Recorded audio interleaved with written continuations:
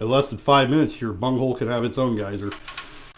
Inside the box, we do have everything we need. We have our sprayer, we have our mounting system, we do have a hose. We also have a water filter. This does have a little shelf system, and we have like everything for the hose. We have our splitter, we do have our instruction booklet, and all you need is a screwdriver and a wrench.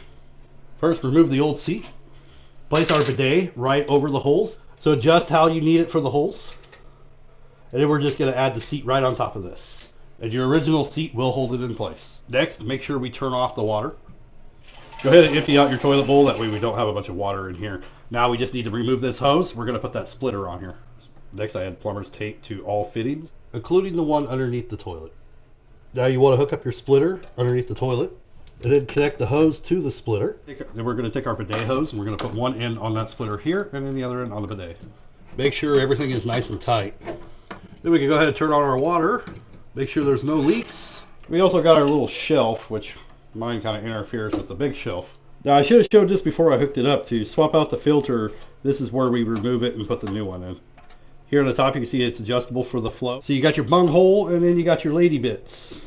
Now you can do the one click and that's going to wash it. So you can always do that in between using it and after you use it, and it's going to wash itself and spray water in. And then of course as you turn it, it's going to go more and more towards your bunghole, and there it goes. And it's got a lot of pressure. Then if we go back the other way, it's going to be the same thing. We got the rinse, and then we have our girly bits section, which is almost just as powerful. If you want to see the power of it,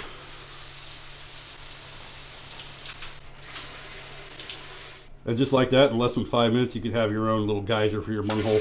Anyway, that's my quick demo for the bidet. I think it works really well. It has a lot of water pressure.